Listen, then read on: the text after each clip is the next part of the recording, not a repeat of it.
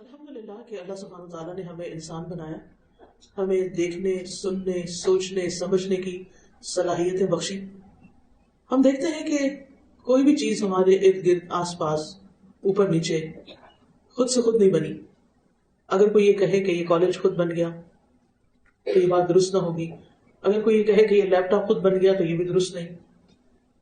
چھوٹی سے چھوٹی چیز، بڑی سے بڑی چیز، کوئی بھی چیز خود نہیں بنتی، کوئی بنانے والا ہی اس کو بناتا ہے۔ اسی طرح یہ زمین، یہ آسمان، یہ ستارے، یہ سیارے، یہ درخت، یہ پانی، یہ ہوا، ان میں سے کوئی بھی چیز خود سے خود نہیں بنی۔ اور بحیثیت مسلمان کے ہم سب جانتے ہیں کہ ان کو بنانے والا کون ہے؟ اللہ سبحانہ وتعالی۔ اللہ خالق کل شیء، اللہ ہی ہر چیز کا خالق ہے، اسی نے سب کچھ بنایا ہے۔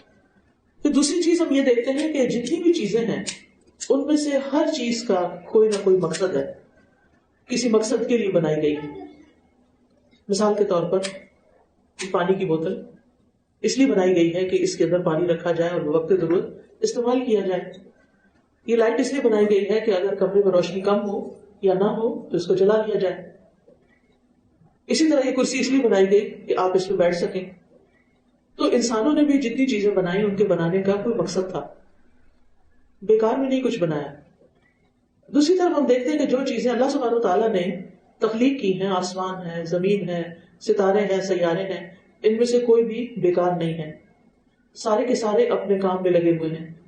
اللہ تعالیٰ فرماتے ہیں کل فی فلق یسبحون، ہر ایک اپنے اپنے مدار میں گھوم رہے ہیں۔ جو ڈیوٹی، جو ذمہ داری ان میں سے کسی کی بھی اللہ تعالیٰ نے لگائی وہ اس کو پورا کر رہے ہیں۔ ان ساری چیزوں کی افادیت اپنی جگہ، لیکن ان میں سے انسان کو اللہ نے پیدا کیا جس کے لیے یہ ساری چیزیں بنائی گئی۔ اللہ تعالیٰ فرماتے ہیں وَخَلَقَ لَكُم مَّا فِي الْأَرْضِ جَمِيعًا، زمین میں جو کچھ ہے وہ تمہارے لیے ہے، تمہارے لیے اس نے بنایا ہے۔ اسی طرح سَخَّرَ لَكُم مَّا فِي السَّمَاوَاتِ وَمَا فِي الْأَرْضِ، آسمانوں اور زمین میں جو کچھ ہے وہ اللہ نے تمہارے لیے مسخر کیا ہے کہ انسان ان چیزوں سے فائدہ اٹھا سکے۔ اب یہ سب چیزیں تو کسی مقصد سے بنی اور انسان کے لیے بنی اور انسان فائدہ بھی اٹھا رہا ہے، لیکن سوال یہ پیدا ہوتا ہے کہ انسان کیوں بنا ہے؟ ہمیں کیوں پیدا کیا گیا ہے؟ ہماری زندگی کا کیا مقصد ہے؟ ہمیں کیا کرنا ہے؟ ہم جانتے ہیں کہ ہمارے خالق نے پیدا کیا اور بیکار پیدا نہیں کیا، بلکہ قرآن مجید میں فرمایا، سورۃ الذاریات میں آتا ہے وَمَا خَلَقْتُ الْجِنَّ وَالْإِنسَ إِلَّا لِيَعْبُدُونِ، کہ میں نے جن و انس کو اپنی عبادت کے لیے پیدا کیا۔ گویا سب کچھ ہمارے لیے اور ہم اپنے رب کی عبادت کے لیے۔ ابن عباس کہتے ہیں کہ لیعبدونی کا مطلب ہے لیعرفونی، کہ لوگ مجھے پہچانے۔ تو یہ ساری چیزیں چھوٹی ہوں یا بڑی ہوں، یہ ساری کی ساری اللہ تعالیٰ کی پہچان کا ذریعہ ہے۔ ان کے ذریعے ہم اپنے خالق کو پہچانتے ہیں اور پھر خالق کو پہچان کر اس پر ایمان لاتے ہیں۔ تمام چیزیں اللہ تعالیٰ نے انسانوں کے لیے بنائی اور انسانوں کو اپنی عبادت کے لیے بنایا۔ اب سوال یہ پیدا ہوتا ہے کہ عبادت کیا چیز ہے؟ عبادت کا لفظ جو ہے وہ عربی زبان میں عبد سے نکلا ہے۔ عبد کہتے ہیں بندے کو، غلام کو۔ پہلے زمانے میں آپ جانتے ہیں کہ غلامی کا دور تھا اور جو غلام ہوتے تھے ان کو خرید لیا جاتا تھا، وہ خریدے ہوئے انسان ہوتے تھے، اور پھر وہ جس کے غلام ہوتے تھے وہ اس کی ہر بات مانتے تھے، ان کی اپنی کوئی صحیح نہیں ہوتی تھی، اپنی مرضی نہیں ہوتی تھی، انہیں اپنے آقا کی ہر بات ماننی ہوتی تھی کیونکہ وہ اس کے غلام تھے۔ اسی سے لفظ عبادت نکلا ہے، یعنی جب ہم اللہ کی عبادت کرتے ہیں تو اس کا مطلب یہ ہے کہ ہم ہر وہ بات، ہر وہ کام جو اللہ کی مرضی اور پسند کے مطابق کر رہے ہیں وہ ساری کی ساری عبادت ہے۔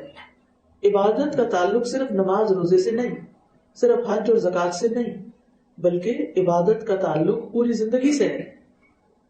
صبح سے لے کر رات تک ہم جو بھی کام کرتے ہیں ان میں سے ہر کام کو اگر ہم سوچ سمجھ کے کرتے ہیں اور اللہ کی پسند کے مطابق کرتے ہیں تو چاہے ہم کھانا پکا رہے ہوں، چاہے ہم کھانا کھا رہے ہوں، چاہے ہم کسی کو کھلا رہے ہوں، چاہے ہم گھر کی صفائی کر رہے ہوں، چاہے ہم پڑھنے کے لیے نکلے ہوں، چاہے ہم پڑھانے کے لیے نکلے ہوں، چاہے ہم کوئی جاب کر رہے ہوں، ہم کچھ بھی کر رہے ہوں، اگر ہمارا کام ٹھیک ہے، جس میں دو شرائط پائی جاتی ہیں، ایک یہ کہ ہماری نیت اچھی ہے، ہم اللہ تعالیٰ کو خوش کرنے کے لیے کر رہے ہیں، اور دوسرے یہ کہ اس کا طریقہ ٹھیک ہے، اس میں آنےسٹی ہے تو یہ ہمارے سارے کام بھی عبادت ہے. ایک جھاڑو لگانا بھی عبادت ہے, گھر کو صاف ستھرا رکھنا بھی عبادت ہے. اور بائی دا وے مجھے بہت ہی خوشی ہوئی ہے کہ مردان ایک ایسا شہر ہے جس میں بہت صفائی ہے. تو مجھے جو فیلنگ آ رہی تھی وہ یہ کہ یہاں کے لیڈرز آنےسٹ ہیں, جنہوں نے اپنے لوگوں کا خیال رکھا ہے. اور چھوٹی سے چھوٹی گلیوں سے ہم غلطی سے یونیورسٹی کی طرف جا رہے تھے اور چھوٹی چھوٹی گلیوں میں گھس گئے, گلیاں بھی صاف اور سڑکیں بھی صاف اور دکانیں بھی صاف, اور ہر طرف ایک خوشی اور ایک خوشحالی کی فیلنگ نظر آ رہی تھی. میں پچھلے 1-1.5 مہینے سے مسلسل ٹریولنگ کی حالت میں ہوں اور پاکستان کے مختلف صوبوں اور علاقوں میں جانے کا مجھے اتفاق ہوا ہے, تو یہاں آ کر حقیقی معنوں میں بہت خوشی ہوئی ہے. آپ لوگ خوش قسمت ہیں جو اس شہر میں رہتے ہیں, اور میری دعا ہے کہ یہ شہر اور زیادہ ترقی کرے. تو بات یہ ہے کہ ہم چاہے حکومت کر رہے ہوں, چاہے ہم خادم ہوں, خدمت کر رہے ہوں, ہم سروس کر رہے ہوں, جاب کر رہے ہوں, کچھ بھی کر رہے ہیں, اگر ہماری نیت اچھی ہے اور ہمارا طریقہ اچھا ہے تو یہ سب کچھ عبادت ہے. ہمارے دین میں, دین اسلام میں, دین اور دنیا کو الگ نہیں کیا گیا.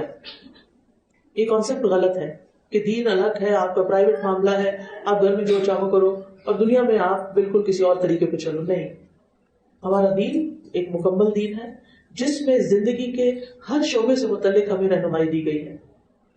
ایک صحابی تھے جنہوں نے یہ کہا کہ قرآن میں ہر سوال کا جواب ہے.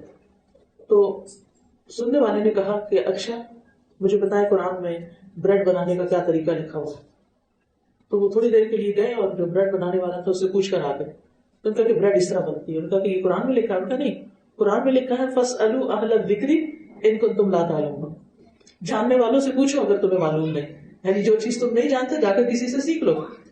یہ بھی قرآن کا حکم ہے, تو یہ بھی عبادت ہے.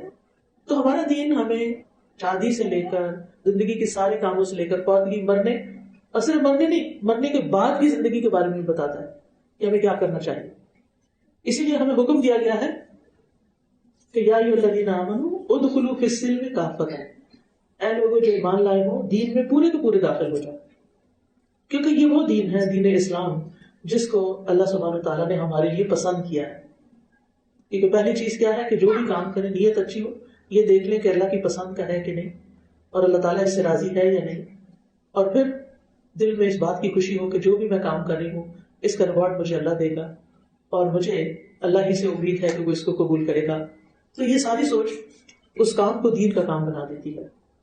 اللہ سبحانہ تعالیٰ نے اس دین کے بارے میں فرمایا الیوم اکملت لکم دینکم واتممت علیکم نعمتی ورضیت لکم الاسلام دینا, آج میں نے تمہارے لیے تمہارا دین مکمل کر دیا, تم پر اپنی نعمت تمام کر دی, اور تمہارے لیے دین اسلام کو پسند کر لیا. تو گویا دین اسلام ایک مکمل دین ہے جسے عام طور پہ ہم کہتے ہیں مکمل ضابطۂ حیات ہے. یعنی ضابطۂ حیات از اے ڈیفیکلٹ ورڈ ہے, اس کا مطلب ہے کہ ہمارا دین ساری زندگی کو ریگولیٹ کرتا ہے, ہر چیز کے بارے میں ہمیں رہنمائی فراہم کرتا ہے.